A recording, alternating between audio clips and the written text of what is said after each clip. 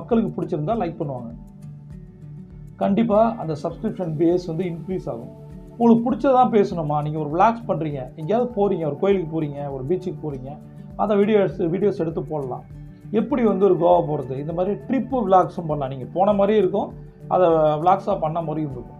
அடுத்தது இப்போ ஸ்பிரிச்சுவல் பார்த்தீங்கன்னா எந்த கோயில் எந்த நேரம் திறந்துருக்கு இதெல்லாம் தெரிஞ்சிருக்காது. அப்போ இந்த மாதிரி ரிலேட்டடாக, அதாவது social media base YouTube, Instagram or Facebook, இதுக்கான விஷயங்களை நீங்கள் பண்ணலாம். சோஷியல் மீடியா சேனல்ஸ் வந்து பயங்கரமாக வளர்ந்துக்கிட்டு இருக்குது. ஒவ்வொரு வருஷமும் ஆல்மோஸ்ட் வந்து $10 பில்லியன் இன்க்ரீஸ் ஆகிட்டே இருக்குது. சரியா? உங்களுக்கு ஃபேமும் கிடைக்கும், அடுத்தது நீங்கள் சம்பாதிக்கவும் செய்யலாம். இன்ஃப்ளூயன்சராக மாறும்போது உங்களுக்கு வந்து கம்பெனிஸ் வந்து காசு கொடுப்பாங்க அவங்களுடைய ப்ரொமோஷன் பண்ணுறதுக்காக. நீங்கள் ஒரு ப்ரொமோட்டராகவும் மாற முடியும். இது முதல் பிஸ்னஸ் நான் சொல்கிறேன். இது எல்லாருமே ஆரம்பிக்கலாம். இதுக்கு இன்வெஸ்ட்மெண்ட் எதுவுமே தேவையில்லை. எல்லாருமே என்னை பொறுத்தவரைக்கும் ஏதாவது ஒன்று ஸ்டார்ட் பண்ணணும். ரெண்டாவது மிக முக்கியமான பிஸ்னஸ் அப்படின்றது பெட் சர்வீசஸ் அப்படின்னு சொல்லுவேன்.